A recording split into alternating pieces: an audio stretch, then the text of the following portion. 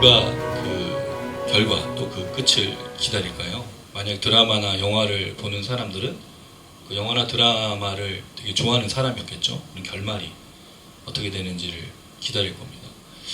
또 하나 끝을 기다리는 사람들은 이제 그 성도들과 관련해서 이제 마지막 때를 생각해 보면 환난 날에 믿음으로 살다가 마지막에 오셔서 우리를 그 축복하시는 상 주시는 착하고 충성된 종아라고 말씀하시는 그 끝을 기다리는 사람들이겠죠.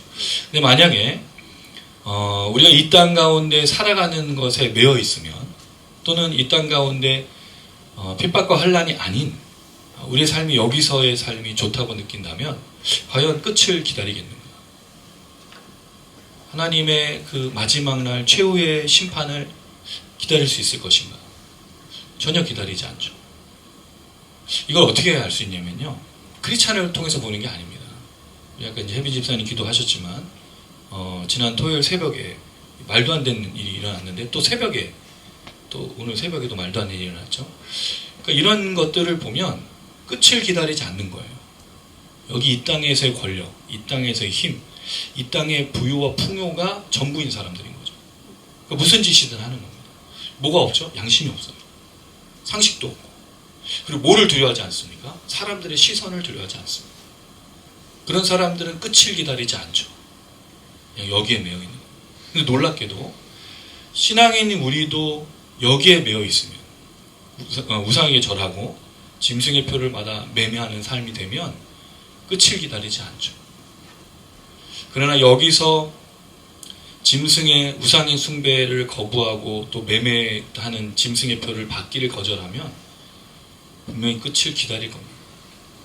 그 주님이 다시 오심을 기다릴 겁니다. 이 말씀을 드리는 이유가 이제 15장 이후로 계속해서 이 말씀은 끝을 가고 있어요. 끝을 향해서.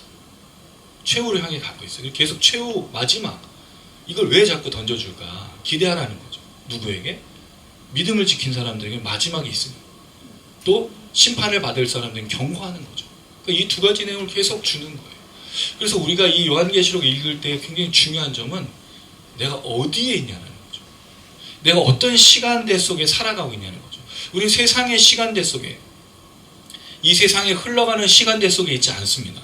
물론 그 삶을 살지만 우리의 이 시간대는 하나님의 시간대예요. 타임이 다릅니다. 가는 역사도 틀리고 가는 노선도 틀린 거예요. 잘못된 노선을 타면 엉뚱한 길로 가잖아요. 버스나 전철이나.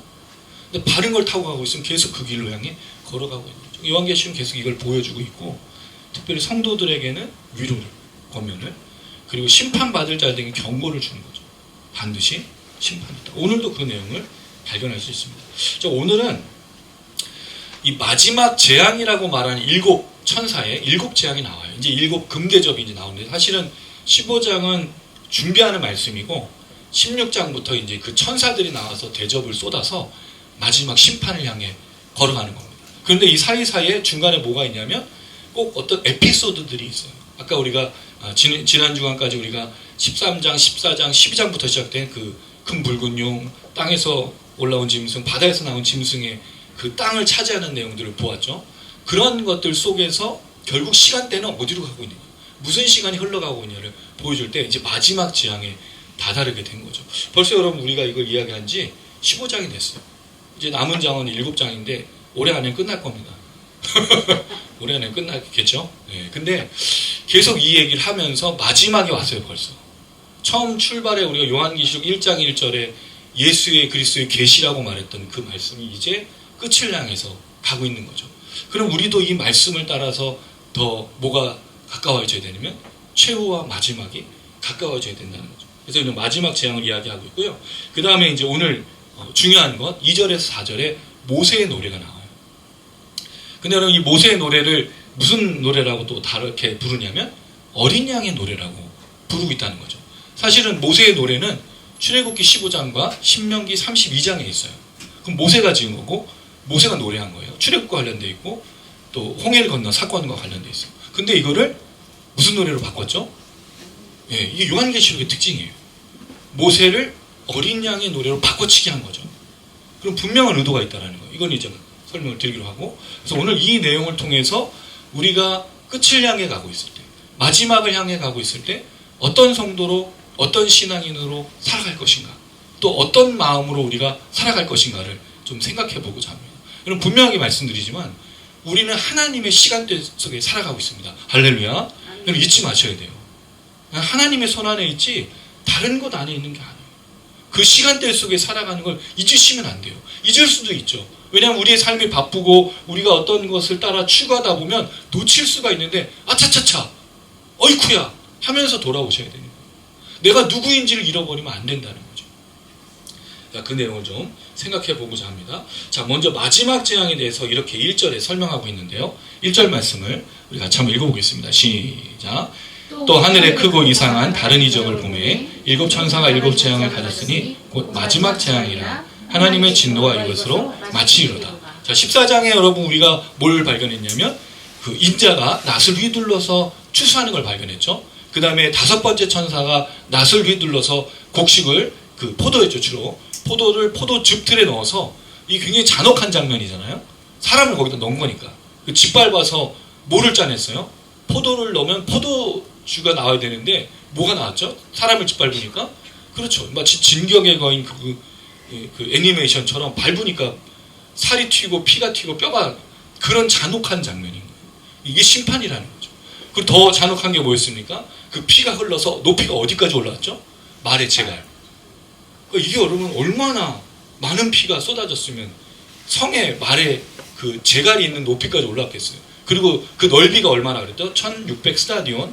스타디온을 이걸 1600을 곱하면 약 192m. 이렇게 환산해서 한 300km. 그러니까 1스타디온이 192m니까 한 300km 되는 거예요. 300km면요. 대전까지, 아니 대구까지인가?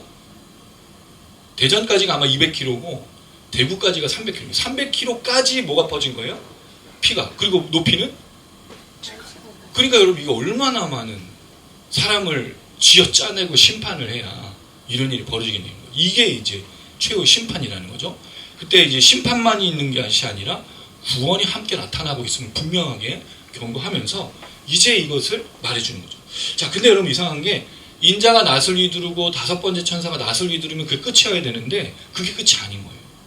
그거는 하나의 심판이 임할 것이라는 상징적인 표현이고, 진짜 마지막에 이제 임했다라고 말하죠. 자, 그걸 어떻게 표현했냐면 하늘에 크고 이상한 다른 이적이 나타난다 그랬어요. 주로 요한은 지금 계속 뭐라고 얘기했냐면 내가 보니, 또 내가 보매, 그런데 내가 보았다, 이런 식으로 지금 계속 반복하고 있죠. 12장부터 이게 반복된 내용이에요. 계속 이어지고 있는 거죠. 하늘을 봤는데 큰, 이 메가스라는 겁니다. 메가스, 메가커피. 그 메가, 크고, 또는 크다라는 표현을 쓸 때 여러분 우리가 이게 어떤 현상이 큰 것만 있는 게 아니라 뭔가 되게 위대하다는 느낌을 가질 때, 웅장하다는 느낌을 가질 때도 그런 표현을 쓰죠. 그 다음에 두 번째 표현이 좀 독특한데 이상한이에요. 이상한. 이상하다라는 말을 이적에 썼다라는 게 조금 독특한 표현인데, 이걸 다른 말로 바꿔보면 기이하다. 그럼 좀 이해가 좀 되죠. 이상하다 말하면 좀 이거 이상한데? 이런 느낌이잖아요. 근데 기이하다고 하면 뭔가 기기묘묘한 거잖아요. 그러니까 위대하고 크고 웅장한데 또 너무 뭔가 좀 말할 수 없는 그런 표현이죠. 실제로 이 표현이 기이하다라고 말했을 때 나오는 이 표현이 성경에 나오는데 따우마스토스라는 형용사예요. 이게 주로 이런 표현에 쓰였어요. 마태복음 21장 42절에 보면 예수님께서 행한 것, 이적과 예수님이 행하신 말씀에 대해서 사람들이 기이하도다 라는 말을 써요. 그때는 무슨 의미가 되죠? 놀랍다라는 뜻을 갖고 있는 거죠. 그 다음에 요한복음 9장 30절에는 맹인이었던 사람을 고치는 일에 대해서 이야기할 때, 그 맹인이 눈을 고치고 난 다음에 유대인 서기관 바리새인들 찾아갔죠. 그들이 오라 그랬으니까. 그래서 침문한 거잖아요. 누가 너를 낫게 했냐 그랬더니 예수님 낫게 했다 그랬더니 사람들은 막 이 사람들을 향해서 뭐라고 비난을 했잖아요. 그랬더니 당신들은 참 이상합니다. 이 표현을 쓰고 있다는 거죠. 어쨌든 이상하다, 기이하다, 그런 표현을 쓰고 있는 거예요. 그러면 하늘에 지금 어떤 표적이 나타나고 있냐? 굉장히 웅장하고 큰 거예요. 또 하나는 뭔가 되게 이상한 거예요. 사실 이상하다고 말하는 것보다 더 정확한 표현은 무서운 거죠. 왜? 뒤에 나오는 16장 1절부터 나오는 그 이적을 보면요, 견딜 수 있는 사람, 감당할 수 있는 사람이 없기 때문입니다. 그걸 이제 요한이 표현하고 있는 겁니다. 자, 그 다음 재앙이라는 단어는 플렉이라는 단어인데 주로 이 단어는 때리다라는 말에 많이 쓰였어요. 다른 본문에도 때리다, 치다 라는 뜻도 있는데 요한계시록에서는 재앙이라는 말로 쓰는 거죠. 주로 이 하나님의 심판을 그렇게 표현했어요. 사람들을 침해, 재앙이 내려서 사람들을 뭐 때리며 이런 표현들이 가능한 거죠. 그게 이제 나타나고 있는 겁니다. 자, 그 다음에 이제 마지막이라는 단어예요. 에스카토스라는 단어인데 마지막이라는 뜻이 여러분 주로 어떻게 느껴지세요? 마지막. 이 마지막 재앙이라고 말하는 게 무슨 뜻일까요?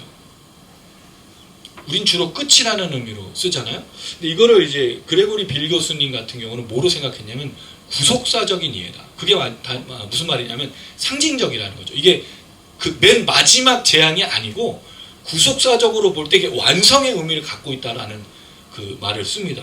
왜냐하면 15장 1절 마지막에 마치리로다가 나죠. 이 마치리로다라는 말이 텔레오란 단어인데 예수님께서 그 다 이루었다 할 때 그 썼던 그 동사 그 텔레오란 단어인데 완성하다, 성취하다 그런 뜻도 있지만 채우다라는 뜻도 있어요. 그리고 결국 이 전체적인 내용을 보면 이 마지막 재앙은 하나님의 구속사를 완성하는 그러니까 전체적인 그러니까 시간적인 의미가 아니라 역사에서의 종말의 의미 또는 완성하는 의미로 쓰고 있는 것은 아니겠는가라는 말을 하는데 저는 그렇게 보기보다 이게 마지막 재앙으로 보는 게 좋겠습니다. 왜? 실제로 이게 마지막 재앙이거든요. 이후로는 이제 재앙이 나오지 않고 이 재앙 끝에 예수께서 오시는 장면들이 연결되기 때문에 마지막 끝이라고 말하는 것을 좀 생각해 보면 좋겠습니다. 자, 그럴 때 여러분 이 마지막이라고 말하는 것은 어떤 의미를 갖고 있을까요? 저는 그것을 두 가지로 봅니다. 아까도 설명을 드렸는데 하나는 이제 재앙이 끝난다는 뜻이죠. 그럼 재앙이 끝나고 핍박이 끝나고 박해가 끝난다면 성도들에게는 어떤 것이 있는 겁니까? 승리가 있다는 거죠. 그럼 결국 이 요한이 보고 있는 하늘의 크고 하늘의 기이하고 이 놀라운 이적은 성도들에게 뭐가 되는 거죠? 심판과 핍박과 박해가 멈춰지는. 이제 더 이상 뭐가 없는 거예요? 고통이 없고 눈물도 없고 애씀과 수고가 없고. 왜냐하면 이게 지금 어떤 상황이었습니까, 여러분? 큰 붉은 용이 땅으로 쫓겨나서 자기가 마치 땅의 그 왕인 것처럼 통치하고 바다에서 나온 짐승을 통해서 그 상처가 났는 이적을 보여줬죠. 그 땅에서 올라온 짐승이 야 봐라. 그래서 우상을 만들어가지고 여기 절하면 내가 너에게 권세를 주고 풍요를 주고 또 여기다 절하면 그것도 그 표를 받으면 너희가 먹고 살게 해줄게라는 약속을 해줬던 그런 세상에 그걸 거부하고 인내로 지켰던 성도들에게 그 끝이 왔다라는 거. 어떤 의미냐는 거죠. 이제 다 이룬 거죠. 이제 다 성취한 거죠. 그러니까 이게 얼마나 큰 위로가 되겠어요. 물론 이게 비교할 건 아닌데 여러분이 열심히 일을 했어요. 그럼 열심히 일한 다음에 항상 기다리는 게 뭡니까, 여러분? 주말을 기다리잖아요. 안 기다리시나요? 저는 주말까지 일해서 휴가를 기다려. 그렇죠. 휴가를 기다려요. 월급을 기다려. 월급을 기다려요. 네. 예. 근데 월급은 우리가 받아본 적이 없어요. 명목상은 받았죠. 스쳐 지나. 예, 다 찍혀 있잖아요. 근데 다 누가 손을 벌리고 있죠? 카드 회사 이제 뭐 이런 많은 분들이 저를 기다리면서 월급을 이제 같이 나눠 가지고 있죠. 내가 분명히 열심히 나는 일했는데 가져가는 건 다른 사람이 가져가고 있다. 어쨌든 우리가 끝이 있다라는 건 일에게 성도들에게. 또 하나는 아까도 말씀드렸듯이 핍박받고 그러니까 심판을 받아야 될 사람들에게 뭐가 온다는 거죠, 이제? 이게 최후야. 이게 마지막이야. 너 잘 들어. 이게 끝이야. 무슨 뜻이에요, 여러분? 돌아오라는 거예요. 이게 마지막이야. 더 이상 기회가 없다라는 거죠. 요한계시록은 그래서 제가 늘 말씀드린 심판의 말씀이 아니라 그랬어요. 구원의 말씀이고 회개의 말씀이고 돌이키라는 말씀이에요. 여러분 예수님 진짜 신기한 게 한 가지. 저는 이게 지금도 납득이 잘 안 되는 게 왜 가룟 유다를 끝까지 말했냐는 거예요. 가룟 유다가 어떤 길로 갈지 예수님 몰랐을까요? 알았잖아요. 그러면서 왜 성찬식에도 참여하고 왜 끝까지 가룟 유다를 언급했냐? 가룟 유다를 모욕 주기 위해서? 만약 그렇게 본다면 예수님 참 잔혹한 분이죠. 하긴 뭐 지난주에 우리가 베드로 얘기했지만 3번이나 똑같은 질문을 해서 베드로를 당황시키기도 하셨던 분인데 예수님 잔혹해서 가룟 유다를 그렇게 했느냐? 저는 이게 되게 이상한 거예요. 만약에 정말 가룟 유다가 예수님을 팔아서 그렇게 갈 걸 알았다면 건들지 않는 거죠. 오히려 우린 여러분 그렇게 되면 그 사람하고 말을 섞겠어요? 그냥 가만히 내고 네 할 일대로 가면 그 사람 그 길로 가니까 어떤 것도 결부시키지 않을 건데 예수님이 희한하게도 그 가룟 유다에게 마치 돌아올 수 있는 것처럼 계속 이야기하신다는 거죠. 가룟 유다의 양심에 대해서, 가룟 유다의 그 영에 대해서 선포하신 거죠. 돌아오라. 이걸 또한 발견할 수 있는 게 그 구약에 제가 창세기에서 누구를 설명드리냐면 가인이었어요. 가인이 아벨을 죽이려고 마음을 먹고 있을 때 뭐가 그 문 앞에 엎드리고 있었다 그랬죠? 죄가. 죄를 지을 거니까 하나님이 너 이제 바로 죄 지어서 너 동생 죽일 거라고 경고하고 있는 거예요. 하나님 경고하십니다. 하나님 그냥 내버려 두신 적이 없어요. 심지어 그 사람이 죄인이라 할지라도, 심지어 그가 멸망받을 죄인이라 할지라도 반드시 기회를 주시고 반드시 말씀하신다는 거예요. 모든 사람들이 듣도록 요한계시록을 넣었잖아요. 모든 사람들이 알 수 있도록 이 종말의 모든 징조를 두신 건 아니에요. 뭐가 반응하도록? 양심이, 상식이, 그 사람이 갖고 있는 그 도덕과 윤리가 반응하도록 하나님이 재난을 보내고 재앙을 보내서 아이쿠야 구름이 어두워지고 비가 막 내리면 뭔가 문제가 있나 보구나 라고 생각할 수 있도록 하시는 거죠. 왜? 하나님 심판이 목적이 아니기 때문입니다. 그런데 문제는 뭐예요? 세상 사람들조차 아는, 이 세상의 모든 예수를 믿는 사람이 아닌 사람들도 아는 상식과 양심적인 것이 무너져가고 있지 않습니까? 교회를 통해. 지금 이 시대의 제일 큰 문제가 그겁니다. 교회가 양심이 없어요. 교회에 상식이 없습니다. 교회가 제일 부도덕하고 윤리적이지 않아요. 그러니까 여러분 세상 사람들이 과연 하나님을 두려워하겠니? 그러니까 교회를 떠나는 겁니다. 교회에 실망하는 거죠. 그래서 정말 어떤 영적인 존재가 있는 것을 찾아서 떠나는 게 명상 또는 불교, 천주교는 이단이라고 보기 어렵습니다. 여러분이 너무 오랫동안 세뇌돼서 왔는데 그렇지 않아요. 어쨌든 간에 중요한 건 하나님이 이걸 말씀하시니 마지막이라는 뜻에 뭐가 담겨져 있다고요? 만약에 여러분들이 인내로 신앙을 순종하고 그렇게 견디며 살고 있다면 위로라는 거죠. 이제 끝이 온다는 거예요. 그럼 정말 얼마나 위로가 되겠어요? 왜 내가 그렇게 열심히 견디며 내가 정말 하나님 나라를 위해서 끝까지 수고하면서 참았는데 이제 끝이 왔구나, 이제 쉴 수 있구나, 이제 평안 있고 이제 안식 있구나 할 때 얼마나 위로가 되겠냐고요. 그러나 또 하나는 그렇게 심판받는 자에 경고하는 거예요. 돌아오라고, 회개하라고. 기회가 이제 얼마 남지 않았다고 계속 얘기하는 거예요. 그런데 여러분 이게 누구를 향한 말씀일까요? 또 한편으로는 성도들을 향해 말하는 겁니다. 성도들의 의무가 뭐죠? 성도들의 삶이 뭐죠? 우리가 사람들에게 하나님의 살아계심을 증거하면서 회개토록 하는 게 우리의 삶이지 않아요? 그게 세례요한이었지 않습니까? 예수님 오시기 전에 회개하라, 천국이 가까웠네, 예수님이 왔다라고 말하면서 이제 기회가 없다라고 말하는 게 성도들의 삶인 거예요. 우리가 회개하지 않고 우리가 순종하지 않는데 누가 과연 하나님을 두려워하며 나오겠습니까? 그래서 여러분 우리의 삶이 굉장히 중요해요. 그게 이게 마지막 모세의 노래 마지막 구절에 담겨져 있어요. 만국이 와서. 이 오다라는 말이 이르다라는 뜻도 있고 도착하다는 뜻도 있는데 돌아오다는 뜻도 있거든요. 그럼 만국이 어떻게 돌아오냐는 거예요. 만국이 무엇 때문에 돌아오겠습니까, 여러분? 하나님의 징조와 이적 때문에? 아닙니다. 여러분들 때문인 거예요. 우리가 그 하나님을 두려워하고 회개의 삶을 살고 이 종말과 마지막 때가 있는 걸 알고 살아갈 때 사람들이 어이쿠야 내가 잘못하고 있구나, 양심의 가책을 느끼고 상식적인 삶을 살아가고 하나님이라는 존재를 깨닫게 되는 게, 그래서 만국이 돌아와서 경배하는 것 아니겠습니까? 그래서 우리가 중요한 거예요. 우리 삶이, 우리의 걸음이 그냥 살아가는 게 아닙니다. 쉽지 않아요. 어제 아내하고 그 다큐멘터리, 저는 그걸 처음부터 본 건 아닌데 아내가 어른 김장하라는 다큐멘터리를 보고 있길래 저도 이제 계속 보다가 그런 생각이 들어요. 그분이 예수님 믿는지 안 믿는지는 별로 중요하지 않습니다. 근데 그 사람을 본 사람들이 느끼는 점은 다 똑같아요. 세상에 이런 사람들도 있구나. 사람들은요, 본다라는 거죠. 안 보는 게 아닙니다. 그래도 예전에는 목사님들 또 성도님들이 그런 영향력을 실제로 끼쳤어요. 새벽 종소리가 울리면 사람들이 좀 마음의 엄숙함을 가지고, 또 교회에서 예배를 드리는 것을 누가 성경책을 끼고 가면 교회 가십니까? 자기를 좀 돌아보게 돼요. 지금은 그렇지 않잖아요. 누가 교회를 보면 저 교회가 있는데 아이고 내가 부끄러워서 얼굴을 못 들겠네 라고 하는 생각이 어떻게 들어요? 우리가 살아가는 모습을 보면서 누가 돌아오겠습니까? 그러니까 여러분 이 이야기가 굉장히 중요해요. 이 마지막의 재앙과 관련된, 왜냐하면 이 재앙이 끝나면 심판이에요. 살릴 수가 없는 거예요. 이게 마지막이다. CPR을 해야 되는 거예요. CPR을. 우리가 욕한 거 아닙니다, 여러분. 응급처치를 해야 되는 거예요. 심장을 뛰게 해야 되는 거예요. 그게 우리의 역할이에요. 그게 성도들이 이 마지막 때를 살아가는 응급치료사들. 왜 다이빙 요원들, 안전요원들이 사람이 물에 빠져가면 뭐하죠? 던지고 나서 가서 구하잖아요. 그게 우리의 역할이에요. 우리 이 땅에 살아가는 목적이 다 단순합니다. 그거 하나밖에 없어요.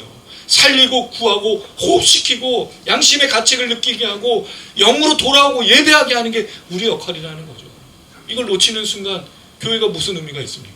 그러니까 동아리 모임, 그냥 각종 자기들 모임을 하다 끝나고 먹고 마시고 싸워. 그리고 또 싸워. 왜 싸워? 그래서 그 세상 사람들은 잘 안 싸우는데 교회 가면 그렇게 싸워. 먹고 싸워.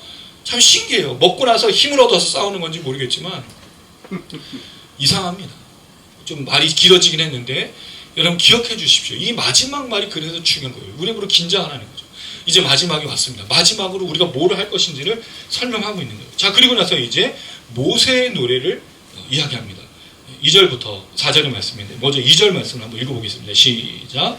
또 내가 보니 불이 섞인 유리바다 같은 것이 있고 짐승과 그의 우상과 그 이름의 수를 두고 벗어난 자들이 유리바다가에 서서 하나님의 검은고를 가지고. 자, 이 모세의 노래는 세 가지로 생각해 볼 수 있어요. 먼저 장소입니다. 이 노래를 부른 장소. 두 번째는 이 모세의 노래를 누가 부르고 있는가가 나오고요. 세 번째는 이 모세의 노래의 내용이 어떤 것인가를 생각해 보는데 이 내용은요, 제가 요한계시록을 계속해서 말씀드리는 강조하는 게 뭐냐면 반복돼요. 어디서 본 내용이에요. 그리고 그 내용을 계속해서 조합을 해서 강조하고 있다는 거죠. 왜 그럴까요, 여러분? 강조하게 했어. 반복한다는 건 왜 리피트하라고 그래요, 선생님들이? 중요하니까 강조하는 건 아닙니까? 그래서 귀에 못이 박히도록, 귀에서 피가 흐르도록. 이게 요한계시록의 목적이에요. 너 이거 들어봤지? 근데 우리 자꾸 잊어버리니까 또 들어봤지? 이 얘기를 하고 있다는 거예요. 자, 여러분 여기서 우리가 본 장면이 있어요. 물론 실제로 본 건 아니고 글로 읽었지. 뭘 봤습니까, 여러분? 유리바다잖아요, 유리바다. 이게 어디 나와요? 기억이 안 나, 우리는. 4장에 나와요, 4장에. 4장에. 하나님의 보좌를 설명할 때 수정과 같은 유리바다가 있었다라는 거 분명히 우리가 읽고 설교했던 내용이에요. 잊어져서 고마워요, 여러분. 그래야 또 얘기할 수 있지. 근데 꼭 기억해 주세요. 유리바다가 나와. 근데 달라, 설명이. 4장에서는 하나님의 보좌가 얼마나 위대한지를 설명하기 위해서 수정과 같은 영롱한 바다, 반짝반짝 빛나고 본 적이 없는 그 바다. 그리고 또 우리 사람들은, 남자들은 보석이 뭔지 잘 모르니까 별로 관심 없는데 여자들은 보석하면 막 그렇지 않습니까? 우리 성도님들 그런 일이 없어. 우리 성도님들은 말씀과 기도에 충만하셔서 보석이 뭐예요? 명품이 뭐예요? 그러신 거죠? 보석이 없어요. 보석이 없어서 사모님? 그런 얘기 여기서 함부로 하시면 안 됩니다. 중요한 건 수정과 같은, 보석과 같이 반짝반짝 하나님의 보좌. 놀라운 건 거기에 여러분 뭐가 나와요? 내생물이 나오고 24장로가 노래를 불러. 검은고를 타고 성도들의 향기인 대접이 나와. 그게 똑같이 오늘 검은고가 나와. 이 검은고 어디서 나온 거예요? 24장로가 7장에서 14만 4천 명에서 그때 검은고 나오고 새 노래 불렀던. 여기 또 내생물이 또 나와. 이 5절에서 8절에 보면 내생물 중 하나가 대접을 쏟는 것을, 천사들에게 대접을 전해준 내용이 나와. 그럼 4장을 지금 반복하는 거죠. 근데 4장에서는 하나님의 보좌를 강조하는 거고 지금 15장에서는 뭘 강조하는 걸까요? 심판을. 왜요? 뭐가 섞였어요, 여기는? 불이 섞인.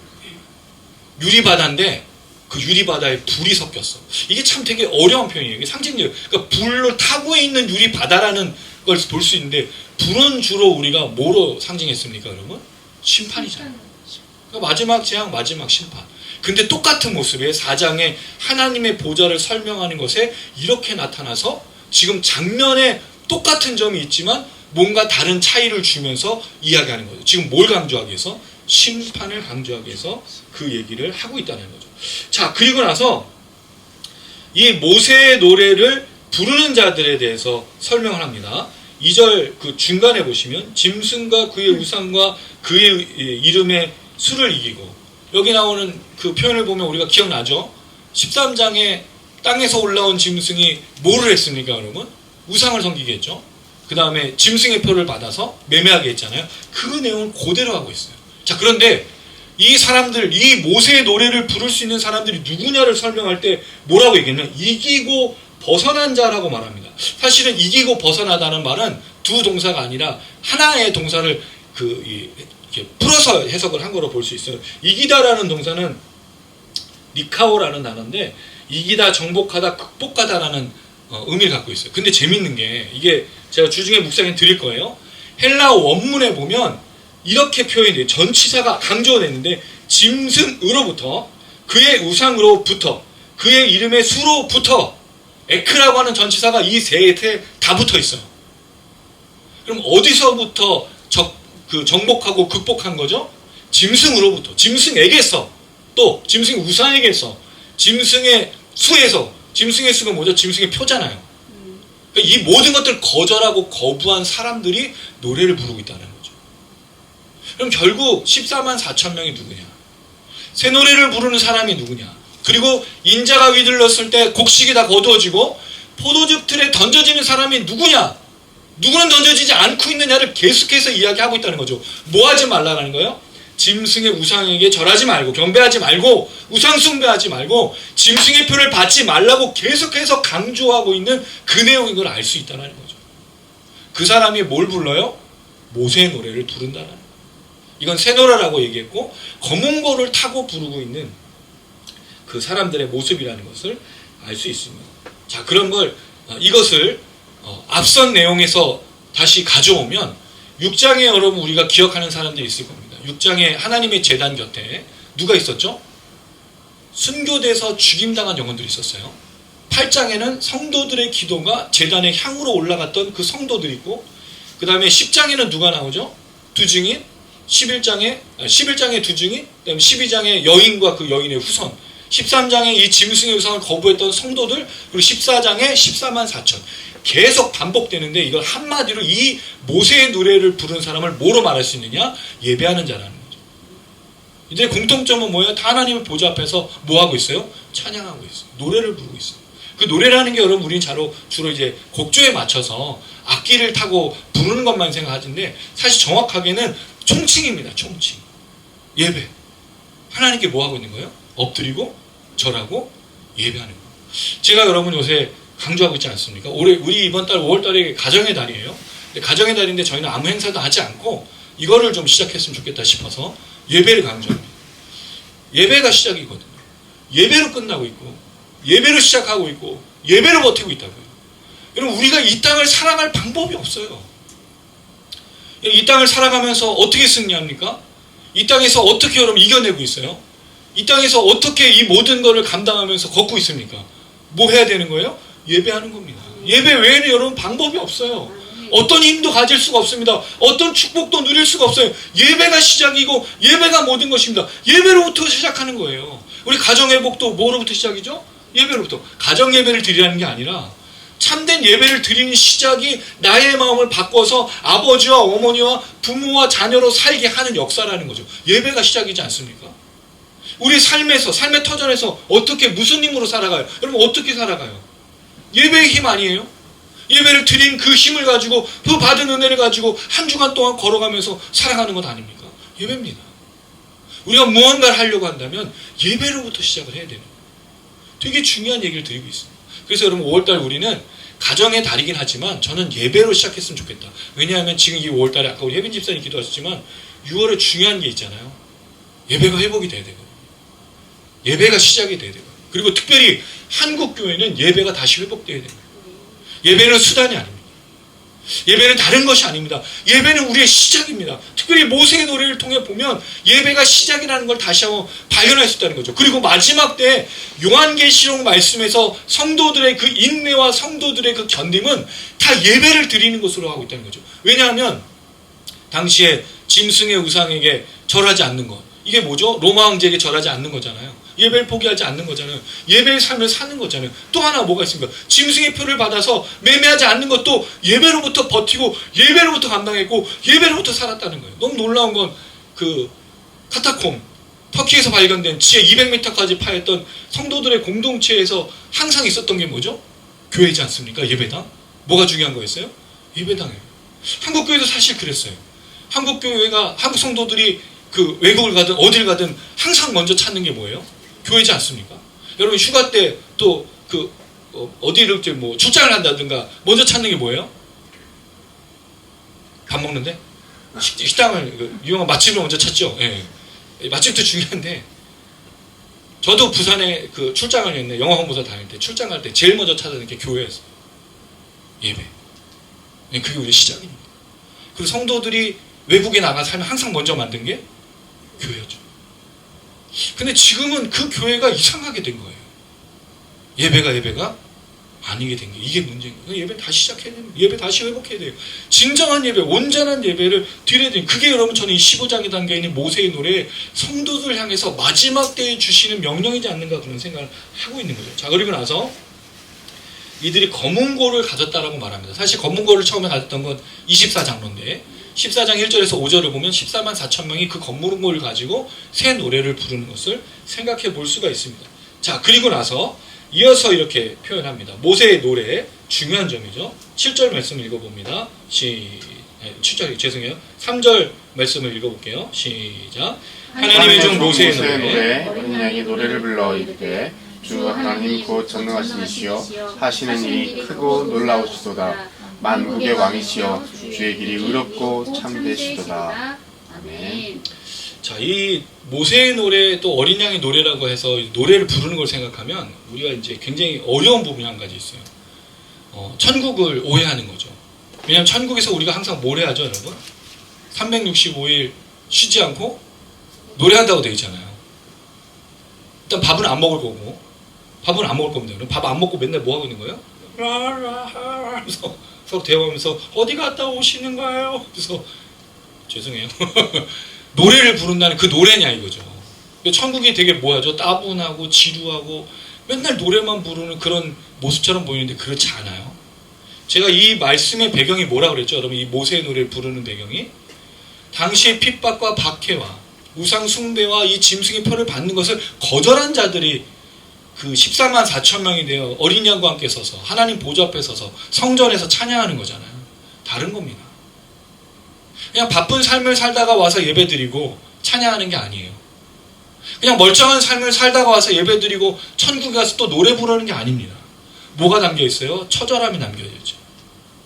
여러분 우리 성도들 초대교회 성도들의 삶을 우리가 잘 모르지만 대충 들었던 얘기가 있잖아요. 그들이 항상 그 모든 일을 마치고 그 공동체에 거의 매일 모였거든요. 그럼 매일 먼저 모이는 사람이 누구였죠? 부자들이 먼저 와요. 이 사람들은 자신들 일을 하는 게 아니고 종들 일하니까. 그 다음에 일을 마치고 누가 오죠? 저녁 무렵에 종들이 오죠. 그리고 고린도전서에 뭐가 있었습니까? 주인들 또 먼저 어떤 부자들은 이 성찬식을 시작하면 자기들이 먼저 다 먹어버려. 그럼 일을 마치고 늦게 온 가난한 사람, 농부들 이런 사람들은 성찬식에 참여할 수 없으니까 늘 불평과 불만이 있었으니까 사도 바울이 말한 거죠. 모두가 올 때까지 기다려서 같이 먹으라고. 그게 진정한 주의 만찬에 참여하는 거라고 경고했어요. 이게 그 당시에 얘기했다는 거죠. 그럼 매일 모였다는 거예요. 그때 여러분 부자와 풍요로운 사람들 주인들이 와서 찬양하고 애찬식에 참여하는 것과 종들과 수고를 마치고 온 사람들의 그 성찬식이 어떤 차이가 있을까요? 간절함.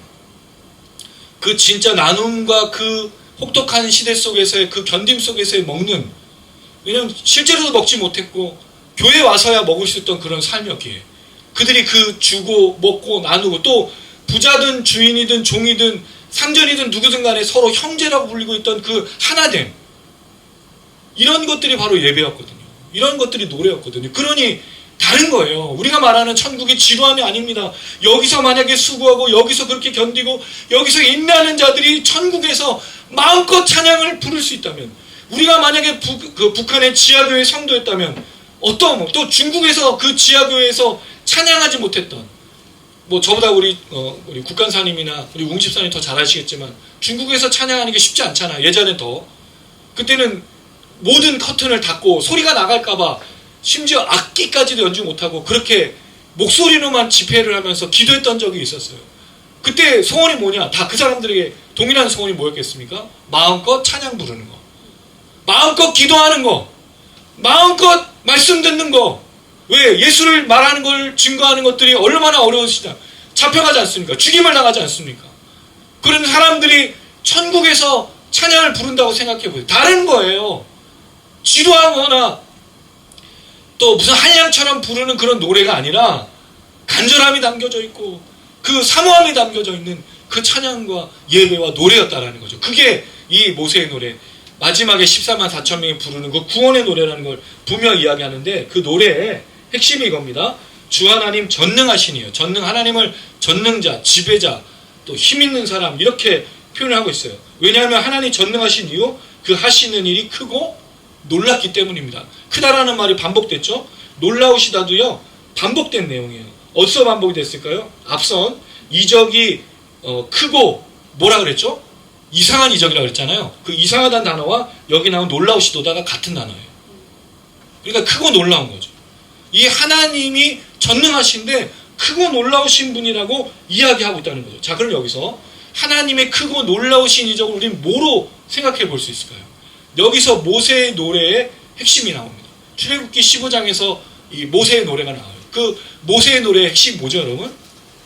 하나님이 홍해를 건너게 하시고 그들을 추적했던 바로와 모든 군사들이 수장된 것이 크고 놀라운, 크고 이상한 그런 기적이었다는 겁니다. 이거를 여러분 제가 나중에 표로 정리해서 드릴 건데, 먼저 이 15장 1절부터 18절까지의 내용을 살펴보면 출애굽기 나중에 꼭 보세요. 여호와의 높고 위대하심을 말한 다음에 그 핵심에 하나님의 진노가 있어요. 그럼 여러분 재밌는 게 하나님의 심판과 하나님의 진노가 나타나면 누구에게 어떤 영향이 끼치냐면 하나님의 백성에게 자유와 평화와 구원이 일어난다는 거죠. 왜죠? 하나님의 백성들을 억압하고 하나님의 백성을 죽이려고 했던 바로와 그 모든 군사들이었기 때문에 이들을 향한 진노와 심판이 하나님의 백성에게 구원했다는 거죠. 동일하게 오늘 이 땅에 그 낫이 휘둘러져서 곡식을 하고 포도주 틀에 던지고 하나님의 진노와 심판이 임한다는 것은 성도들에겐 자유요, 은혜요, 구원이라는 거죠. 이게 동일하게 출애굽기 15장 1절에 18절 오늘 본문에 나온, 오늘 본문은 이걸 강조하진 않지만 크고 놀라우신 하나님, 전능하신 하나님 안에 이 내용을 담고 있다는 겁니다. 신명기 32장에도 모세가 한 번 더 노래를 부르고 있는데 이 노래 속에 담겨진 내용은 주로 심판의 내용이에요. 하나님은 누구를 심판하느냐? 자기의 백성도 심판하지만 자기의 백성을 건드리고 괴롭히는 자들을 반드시 심판하신다고 그랬어요. 그러니까 여러분 우리가 믿음 생활하며 신앙 생활하며 우리가 보복하지 않는 겁니다. 우리의 억울함, 우리의 괴로움, 우리의 그 답답함, 이 모든 것들을 우리 누구에게 아뢰느냐? 하나님에게 아뢰는 거죠. 어제 그 어른 김장하라는 분, 그 다큐멘터리에 그분이 그런 얘기를 했어요. 이 일을 하면서 그분이 이제 무슨 사업들을 했냐면 형평 사업이라는 걸 도와줬어요. 형평이 뭐냐면 가난한 자나 부자나 누구나 상관없이 동등한 삶을 살게 하는 것. 여러분 사실 이게 좀 쉽지가 않아요. 되게 어르신이시잖아요. 지금 82세 정도 되거든요. 그럼 시대가 되게 오래전부터 평등한 것을 해왔어요. 그래서 여성 평등을 위해서 어떤 그 단체도 지원하고 만들기도 하고 그냥 깨이신 분이죠. 되게 나이 많으신 분이 이런 일을 하기는 좀 쉽지 않은데 그런 분이에요. 그러니까 그 사람이 뭐 그 일을 하면서 좋은 일만 있고 칭찬만 받으냐? 아닌 거예요. 누군가는 모함하고 누군가는, 그래서 그분이 원래 고등학교 이사장이었는데 국가에 원래 이제 바치기로 했지만 그 바치는 과정 속에서도 여러 우여곡절이 있었더라고요. 정말 힘들고 어려운. 또 한편으로는 그 드라마에서, 그 다큐멘터리에서 그 내용이 들리더라고요. 바로 전화기에 야 이 빨갱이야 너 그 반성문 쓰고 뭐 어떻게 너 안 그러면 뭐 어떻게 하겠다라는 얘기를 전화기에다 대고 사람들이 비난하는 거예요. 나와요. 근데 그분은 한 번도 설명하지 않았대요. 한 번도 그걸 찾아가서 내가 이런 사람이 저런 사람이고 변명하지 않았다는 거예요. 뭐 했냐면 그냥 기다렸고 참았다고. 여러분 사실 이게 누구의 태도죠? 네, 그리스도인들의 삶이지 않아요? 저도 참 많이 돌아보게 됩니다. 왜냐하면 여러분 우리가 억울한 일을 당하면 주로 뭐 하고 싶습니까? 그 억울함에 대해서 호소하고 싶지 않으세요? 내가 그런 사람이 아니고 내가 그런 일을 하지 않았는데 왜 내게. 근데 그 억울함을 성경의 요한계시록 어디서 나오죠? 6장에 그리고 8장에 성도들의 기도. 억울함을 언제 가서 호소해요? 죽어서야. 근데 하나님 심판하시고 하나님이 그 재난에서 그 진노를 안 갚으시는 게 아니라는 거죠. 반드시 갚는다는 거죠. 하나님이 모르시는 게 아니라. 때로는 그런 생각이 들어요. 여러분 우리가 화낼 수 있습니다. 또 분노할 수 있고요. 또 그걸 통해서 화내며 나를 어필하는 것도 되게 중요한데 한편으로는 그것이 하나님의 이 시간 또는 하나님의 진노와 심판보다 앞설 때도 있다는 거죠. 그러니까 우리가 하나님보다 앞서서 그 일을 행할 때도 있다는 거죠. 그래서 지금 지혜가 정말 필요한 겁니다. 그래서 해지기 전까지 뭘 품지 말라고요? 분노를, 화를. 그 이유입니다. 그 이유. 왜? 우리가 하나님보다 앞설 수 있거든요. 어떻든 간에 이 모세의 노래, 하나님의 심판, 분명히 하나님의 백성을 지키시고 진노하고 심판하시는 내용이 나오는데, 자 여기서 이제 질문입니다. 왜 요한계시록에는 이 모세의 노래가 어린 양의 노래일까요? 이게 되게 중요한 부분이에요. 모세의 노래를 부를 수 있는 사람이 누구냐라고 말해주죠. 그럼 모세의 출애굽과 또 홍해를 가른 사건과 또 이적들과 관련해서 중요한 사건이 뭐죠? 출애굽에서 가장 중요한 사건, 유월절 어린 양의 사건이죠. 누가 홍해를 건널 수 있습니까? 유월절 어린 양의 피를 문설주에 바른 자. 그게 모세의 노래를 부를 수 있는 사람. 그리고 요한계시록에서는 어린 양의 노래를 부를 수 있는 사람이죠. 주로 어린 양은 요한계시록에 뭐로 나왔습니까? 죽임당하신 어린 양. 그리고 이 모세의 어린 양의 노래가 되는 중요한 이유, 요한계시록 5장 6절에서 9절을 보시면 9절에 사람들을 피로 샀다라는 표현이 나와요. 어린 양의 특징, 사람들을 피로 사서 그 사람들 구원했던 거, 속량했다는 거, 돈 주고 샀던 거, 피로 샀던 거, 그 얘기를 하고 있다는 거죠. 그래서 모세의 노래가 어린 양의 노래인 거죠. 이 노래를 부를 수 있는 사람은 누구죠? 예수가 피로 산 사람. 예수가 자기 피로 구원한 사람이에요. 이 사람들이 지금 이 노래를 부르고 구원을 받아서 하나님 앞으로 나아가서 노래를 하고 있다는 거예요. 이 얘기가 아주 중요한 거예요. 그래서 이 노래를 부르는 겁니다. 그래서 하나님은 귀하신 분입니다. 그래서 하나님은 놀라우신 전능하십니다. 왜? 하나님 구원하지 못할 사람은 아무도 없거든요. 나 같은 사람을 구원했다는 건 하나님이 구원하지 못할 사람이 아무도 없다는 겁니다. 우리가 착각하지 말아야 됩니다. 우리가 신앙생활하면서 가끔 때로는 나는 구원받기에 합당한 사람인 것처럼 생각합니다. 나는 이 교회, 나는 이 예배, 나는 하나님께 찬양하며 나는 하나님께 기도하는 것이 당연하다고 느끼는 사람들이 너무 많다는 겁니다. 그렇지 않습니다. 당연한 건 없습니다. 당연한 것이 아닙니다. 이건 은혜입니다. 이건 믿음입니다. 이건 하나님의 역사고 자비고 인자와 하나님의 놀라우신 은혜라는 겁니다. 그게 사실 이 모세의 노래, 어린 양의 노래에 담겨져 있는 것이고 성도들을 향해서 말하는 거죠. 왜? 끝까지 뭐 하라고요? 믿음으로 그 인내하며 끝까지 이 모든 걸 견디라고 말하는 거죠. 그리고 나서 이 얘기를 합니다. 만국의 왕이시여 주의 길이 의롭고 참되시도다. 하나님이 높고 위대하신 이유, 하나님이 찬양받기 합당하신 이유가 뭘까요? 이렇게 설명하고 있습니다. 하나님은 만국의 왕이신데 하나님의 길, 하나님의 뜻, 하나님의 도리, 하나님의 행하심이 의롭다, 참되다. 그래서 하나님을 우리가 뭐로 부르죠? 하나님을 재판장이라고 부르는 겁니다. 만약에 하나님이 의롭거나 하나님이 참되시다. 이 참되다는 말은 알레테이아라는 단어에서 나온 건데 그러니까 진실되다, 신실하다, 정직하다 이런 뜻을 갖고 있어요. 여러분 만약에 재판장이 정직하지 않고 진실하지 않고 참되지 않으면 어떤 일이 벌어지죠? 지금 이 시대에 일어나고 있는 일들 아니에요? 여러분 우리가 이 재판장들, 우리는 사실 엄청 판사들을 또 그 특정 대학을 나온 사람들, 그런 사람들에 대해서 법조계 사람들을 보면서 되게 고개를 숙이고 되게 높이 평가해 주지 않았습니까? 근데 지금 우리가 딱 아는 게 뭐예요? 그렇지 않다는 거죠. 이들에게 양심도 없고 상식도 없고 이들이 판단하는 기관은 뭐냐면 그저 자기에게 맞는, 자기가 원하는 대로 재판을 휘고 있다는 거죠. 여러분 구약 성경과 신약에서 하나님이 분명히 경고하시고 예수님이 말씀하신 게 있어요. 재판을 휘게 하거나 뇌물을 받아서 굽게 하지 말라라고 분명히 경고하셨어요. 그 이야기 속에 의로움과 참됨이 없다라는 거죠. 그러나 하나님은 의로우시고 하나님 진실하시고 정직하시기에 왕이신 거예요. 그래서 우리가 하나님께 나가는 거예요. 우리가 그 하나님께 기도하고 그 하나님께 노래하는 거죠. 또 이게 마지막에 시온산 하나님 성전에 서 있는 14만 4천 명의 성도들이 서서 그 왕 대신 하나님 이제 무슨 재판을 하실 거죠? 우리의 억울함을 들어주시고 우리의 이 인내를 들어주시고 칭찬해 주시고 상 주시는 반면 우리를 괴롭히고 이 땅에 악한 큰 붉은 용, 바다에서 나온 짐승, 땅에서 올라온 짐승을 반드시 진노하시고 멸망시킬 것이기 때문에, 그래서 여러분 이 날을 기대하면서 그 마지막을 기대하면서 이 찬양을 부르는 것이 아니겠습니까? 자, 그리고 나서 4절입니다. 이제 마지막입니다. 시작. 주여 누가 주의 이름을 두려워하지 아니하며 영어롭지 아니하니까 오직 주만 거룩하시니이다. 주의 의로우신 일이 나타났음에 만국이 와서 주께 경배하리이다 하더라. 자, 4절을 보면 여러분 13장에서 그 바다에서 나온 짐승이 또 그 큰 붉은 용과 함께 사람들에게 칭찬받고 경배받는 내용이 나와요. 그때 뭐라 그랬죠? 누가 이와 같은 이가 있는가? 누가 이 우상, 이 짐승과 싸워서 이기겠는가라고 사람들이 막 칭찬하죠. 그 내용을 그대로 담아서 진짜 찬양받기 합당하신 분, 경배받기 합당하신 분이 누구인지를 설명하면서 이 얘기를 하고 있는 거죠. 주의 이름을 두려워하지 아니하며 영화롭게 하지 아니하올 사람이 누구냐는 거죠. 왜죠? 하나님만이 심판자고 하나님만이 진노와 멸망으로 임하게 하실 분이신 거죠. 사랑하는 여러분, 우리 하나님을 아버지로 여기고 그 하나님과 굉장히 친밀함을 여기고, 왜냐하면 예수님조차도 하나님 그렇게 아버지로 여기면서 친밀하셨잖아요. 그러나 분명히 우리가 알아야 될 건 하나님은 죄에 대해서 심판하신다는 겁니다.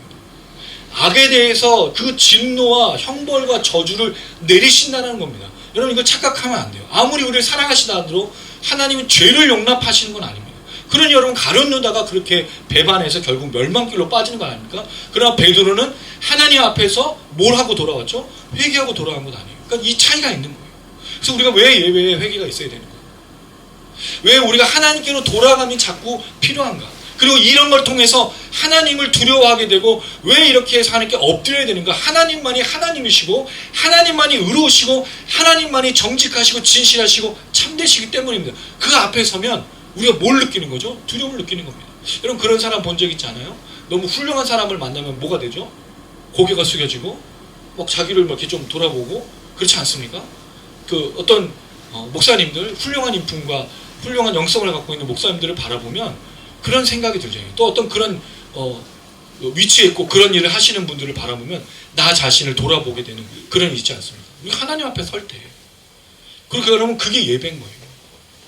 예배가 처음에 시작됐을 때 한국교회 예배는 의자가 없었습니다. 마룻바닥에서 무릎 꿇고 예배를 했어요. 몇 시간이요.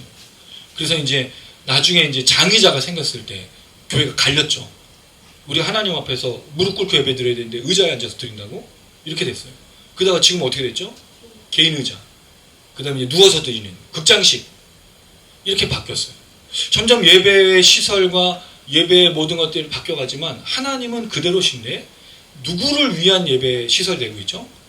예, 사람들을 위한 예배 시설이 되고 있는 거예요. 근데 여러분, 카톨릭 같은 경우는 카톨릭을 막 다 맞다고 하는 건 아닌데, 카톨릭은 뭐에 중점이 있죠? 보좌, 강대상. 여기가 핵심인 거예요, 이 사람들은. 마치 여기가 그 성도들이 앉아있는 자리와 여기가 다른 것처럼. 성가대가 어디 있어요? 뒤에 있잖아요. 예. 마치 천사들의 소리처럼. 그걸 강조하는 이유가 뭘까요? 하나님을 두려워하라는 거죠. 물론 우리가 꼭 그래야만 되는 건 아니지만 예배의 핵심이 뭔지를 놓쳐서는 안 된다는 거죠. 제가 누누이 말씀드려요. 우리가 은혜 받고 우리 예배 가운데 나와서 뭔가를 얻어가는 건 내게 필요한 말씀을 들었기 때문이 아닙니다. 사실은 어린 양의 노래를 부를 때 나를 구원하신 예수의 십자가 은혜가 깨달아졌을 때, 아, 내가 이렇게 구원을 받은 사람이고 하나님은 나의 모든 억울함을 들어주시고 내가 끝까지 인내해야 되는 삶을 살아야 되는구나. 아, 내가 회개해야 되는구나. 내가 만국이 돌아오게 경배하도록 해야 되는 삶을 살아야 되는구나. 내가 응급구조사가 돼서 내가 사람들을 치유하고 회복하는 사람이 돼서 살아야 되는구나라는 걸 깨달았을 때 그게 은혜인 거예요. 이건 완전히 다릅니다. 이 얘기만 하고 이제 마무리하도록 하겠습니다. 제가 예전에 있었던 그 담임 목사를 했었던 교회에서 저한테 매주 요구한 게 있었어요. 그게 뭐냐면 강남 지역에 40대, 50대가 이 세상을 살아갈 수 있는 그런 말씀을 해달라는 거였어요. 저는 참 모르겠죠. 저는 왜 강남에 살지 않았으니까. 무슨 말을 해주면 좋을까요, 여러분? 그게 성경과 어떤 관련이 있을까요? 왜냐하면 성경에는 강남 40대, 50대를 향해서 주는 말씀이 없거든요. 오히려 이런 말씀들이 있잖아요. 부자 되지 말라고 얘기하고, 오히려 모든 걸 팔아 가난한 사람들에게 나눠주라는 얘기가 있고, 사케오처럼 모든 재산의 반을 나눠주고 혹시 자기가 누구에게 잘못한 일 있으면 그 변개하겠다고 얘기했던 그런 이야기가 나오는데 무슨 얘기를 해줄 수 있을까요?